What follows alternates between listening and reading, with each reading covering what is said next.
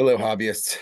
It is 2023. Are we at the bottom? Nope. Tell you right now. You can stop the video right now. Nope, we're not at the bottom. You're going to see more correction, more cards going down. Why? I have historical proof. I have facts. I have evidence. I'm not going to lie to you. I have no reason to bullshit you. I'm going to tell you the absolute damn truth. Now, the best thing is every one of these chuckleheads knows that too.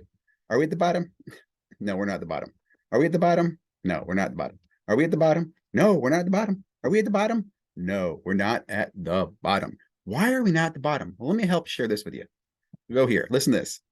8.5 Jaylen Brown true RPA from National Treasures, and it sells for $28.80. That to me seems way too cheap. I mean, look, Tyler Hero is a good player. Don't get me wrong. Tyler Hero can't hold Jaylen Brown's jock. They're not in the same conversation. And the Tyler Hero PSA 9 patch auto sells here for $3,000 more than the Jaylen Brown BGS 8.5. Let me cut him off. He's going to go on and share more and more examples of players. What he doesn't understand, first of all, stop using logic and market caps and math like you think you're in some, investor school and you're a finance wizard. Guys, it's a hobby. It's sports cards. It's emotional. I'll tell you why Jaylen Brown, his card is not worth as much as Jaylen Hero or Tyler Hero. He is older. He's been in the league longer. So his value goes down because all cards go down over time to near zero. All cards, 99%, not every card, but most, majority, 99%. Like if you were in any other investment class where 99% of everything's going to fail, you wouldn't call it an investment. You would call it what it is. It's called gambling. And see, that's the thing, guys. Most of us are gamblers and we love to call it an investment because it makes us feel good. You can't call gambling an investment and your friends look you in the eye and go, oh, yeah, really. But you can definitely call sports cards investment and they'll look you in the eye and go, huh? And then you can give them all these numbers and stats and indexes. But let's go to this part. Just check this out. Same network. This is from Lucas Tigers and Bronze. The gentleman here just doesn't understand why Jaylen Brown is so undervalued. Listen to this. Party of these cards are going to be worth less soon. And I'm talking about like NFT style, 99% of them will be worth less soon.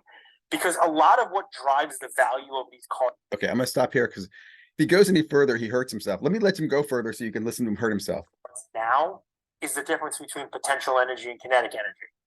Ultra modern cards. Okay, so he should stop there because he doesn't know the difference between potential energy and kinetic energy. But his point is exactly that. All cards do go down in value. Why is that?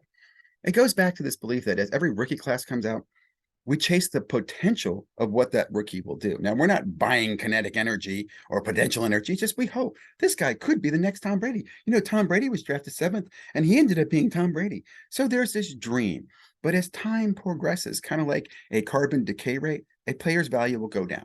Very, very rare exceptions to this. Now, look, in the history of sports cards, you will be able to find all these rare exceptions and put them on a chart and call that an index and tell everybody how you can make money and it's an investment.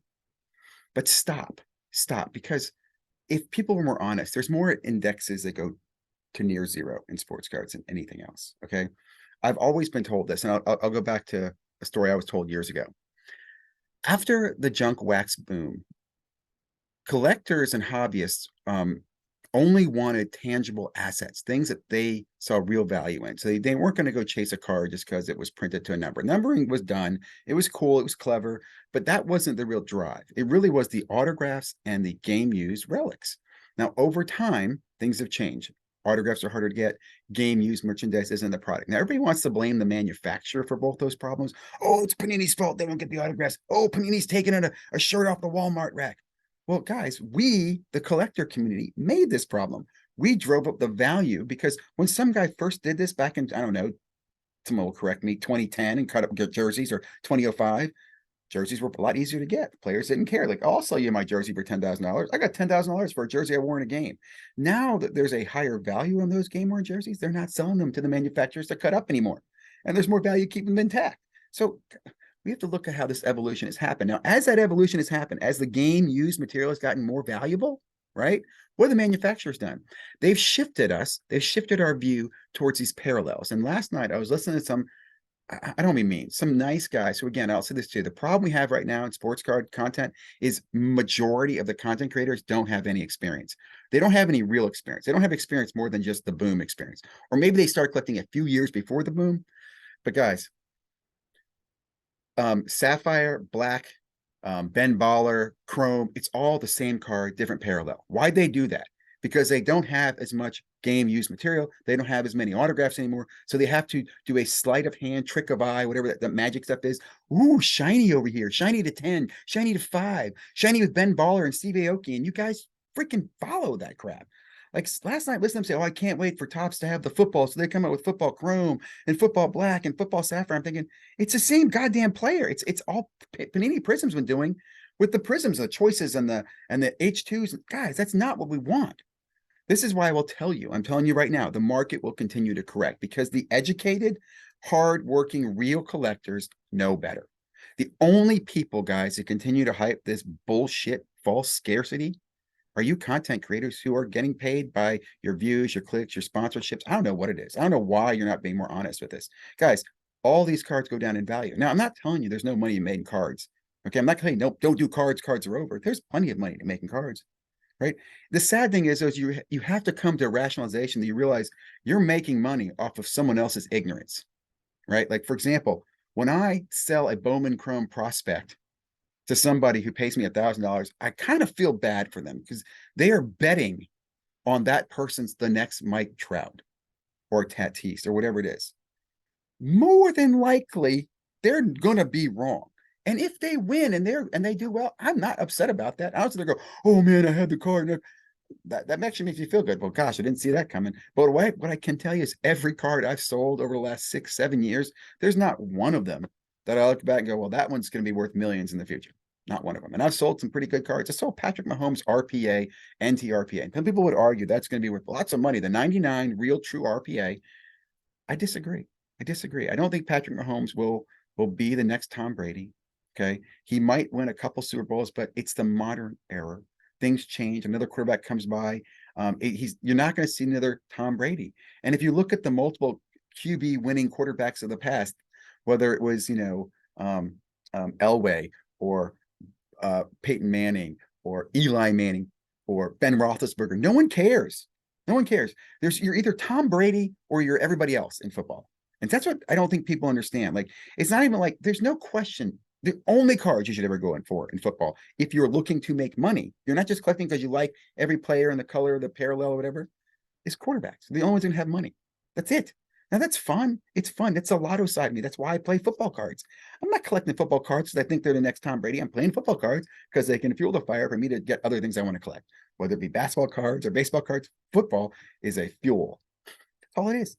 So guys, this market is going to continue its downward spin. Okay, you will see records break and you'll see new Chase rookies and Cheerios come out and Flavios and all sorts of Chase rookies will come out. And that basketball player who's 7 feet tall, that's gonna be a great chase. But out of that basketball product next year, a majority, 99% of all the cards made will go down to a near zero value. It's the truth. And I can put this video up every freaking year. It's not going to change.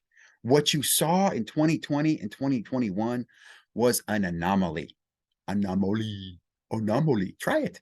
I'm not lying to you. Okay. In fact, I'll put it like this. Before the boom took off, there was some people already upset with all the false garbage that Panini was making. It was already being over-minted, over-printed, too many retail products. And this is 2018, people were complaining. The only thing that changed, the problems are still there. The core problems in the hobby have not changed. Okay, we're not getting good value in our product. Manufacturers don't care about the community. And now the community is going to be worse because you have one monopoly who's going to manage all that. Things are not going to get better. Okay, wake the F up. Have fun, collect what you love, and I enjoy it too, man. I'll tell you this, last thing I'm going to say. I'm gonna do another thing. I'm gonna call the content creators that don't show enough of what they do. Okay. I'll show you what I'm doing. I'll show you the fun I'm having. You'll see more of that, whether it's through Funko Pops or ripping packs or doing through the mail or getting autographs at the Chantilly show. But I'll show you how you have fun in the hobby. And you can use the hobby to enjoy the hobby. Right. Hope you enjoyed my video. Remember, they're not going back up like you used to. And vet cards. Oh, don't get me started on the vet cards.